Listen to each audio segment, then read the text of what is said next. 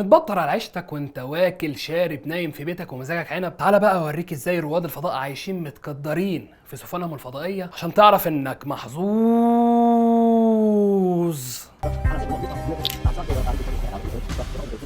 طبعا هتقولي هو ايه الفرق بين العيش على الفضاء والعيش على الارض؟ والله هو كلام يحترم وكل حاجه، بس هو في فرق صغير خالص. ان على الارض عندنا جاذبيه مخلياني ومخلياك قاعدين في مكاننا دلوقتي، وهي اللي مخلياك تتفرج على الحلقه. لكن في الفضاء الموضوع ده شاحح شويه للاسف، ما عندهمش جاذبيه.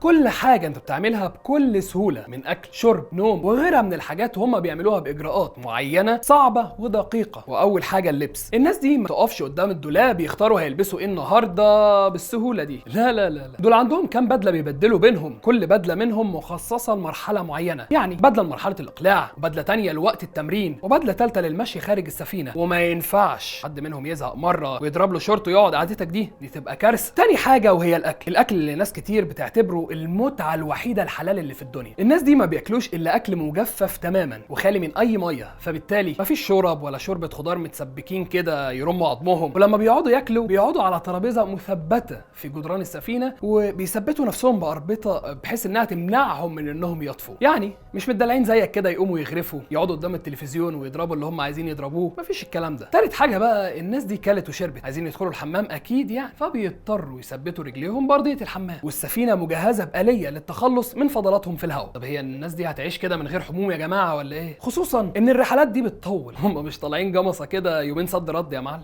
دول مطولين وبالشهور، وده مش حلو على ريحه المكان طبعا. ما بيقفوش بقى تحت الدش بقى زي حضرتك كده وشاور جل وشامبوهات وحاجات دلع، لا لا لا، دول بيستحموا بقطعتين اسفنج، واحده مبلوله ميه والتانيه بصابون، وينشفوا نفسهم بخرطوم هوا كده شبه بتاع الكاوتش. ايه من متعه الحياه تاني متقدرين فيه؟ النوم. طبعا لازم يناموا، بس ما عندهمش برضو الرفاهيه انهم يناموا على سرير طويل عريض تحت التكييف ويبرطعوا فيه براحتهم، لا، دول بيستخدموا اكياس نوم مثبته في الحائط. عيشه كرب بصراحه. والحقيقه ان مش بس حياه رواد الفضاء على سفنهم صعبه، لا، دول بيعيشوا حياه اصعب بعد ما بيرجعوا للارض بسبب انعدام الجاذبيه، وانهم طول الوقت طافيين، ما بيستخدموش رجلهم كتير، وده طبعا بيؤدي الى ضمور وفتور في عضلات الرجلين، وبتظهر عليهم علامات النحافه والضعف، وعشان كده بيكون عندهم جدول صارم للتمارين الرياضيه.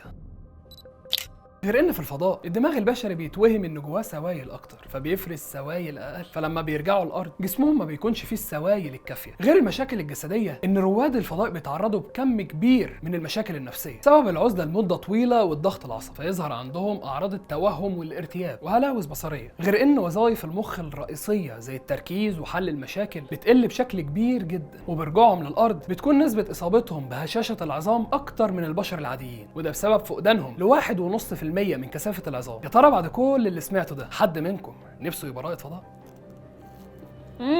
ذمتكم في احلى من الطعميه اللي نازله سخنه من الطاسه؟ طعميه مجففه ايه بس يا جماعه؟